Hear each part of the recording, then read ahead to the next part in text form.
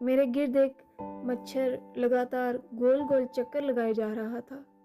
جب ایک حد تک میں نے برداشت کر لیا تو میں نے اس سے اس بے چینی کی وجہ پوچھی تو اس نے ایک حیرت انگیز انکشاف کیا۔ وہ تقریباً 19 سال کا تھا جب اس کے والد گرامی وفات پا گئے تھے۔ گھر کی تمام ذمہ داریاں اسی پہ آن پڑی۔ ایک دن آٹے کا 20 کلو کا توڑا سر پہ لادے گھر جا رہا تھا کہ اس کا پاؤں پھسلا اور وہ گر گیا۔ اس سے اٹھنے نہیں ہو رہا تھا۔ پروفیشنل ڈاکٹرز کی ٹیم بلائی گئی۔ اس نے معائنہ کیا اور پتہ چلا کہ اس کی ڈسک سلپ ہو گئی ہے اور ڈاکٹرز آپریشن کرنے سے کترا رہے ہیں کیونکہ اسے شوگر بھی تھا۔ یہ سب بہت رلا دینے والا تھا۔ میں خود پر قابو نہ پا سکی اور رونے لگی۔ جب میں سنبھلی تو اسے اپنے ہاتھوں میں تھام لیا۔ اب اگلا قدم میں نے اٹھانا تھا۔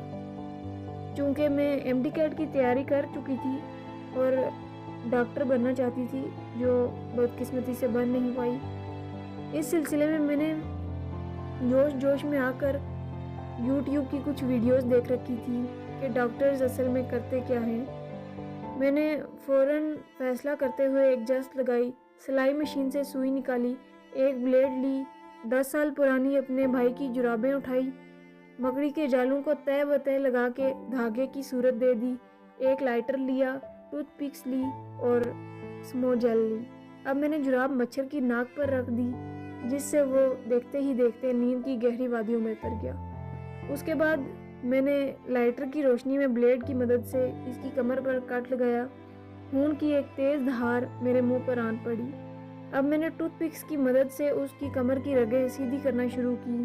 کچھ رگیں غائب تھیں سو میں نے ایک ٹڈے کی مونچھ کے بال توڑ کر رگوں کی جگہ جوڑ لی۔ آخری مرحلہ ٹانکے لگانے کا تھا۔ سلائی کے بعد میں نے زخم پر سمو جیل لگا دی تاکہ زخم تا قیامت نہ کھل سکے۔ اس کے کچھ دیر بعد ہی اس میں زندگی کی رمق نظر آئی۔ کچھ دیر بعد وہ ہوش میں آ گیا۔ اٹھتے ہی اس نے ایک تاریخی بات کہی۔ میری ماما کہتی تھی، پتر ایک دن ایسا ضرور آئے گا کہ لوگ تیرا فالتو کمنٹ پڑھنے کے لیے اور تیری فالتو کہانیاں سننے کے لیے 3 منٹ ضائع کر دیں گے۔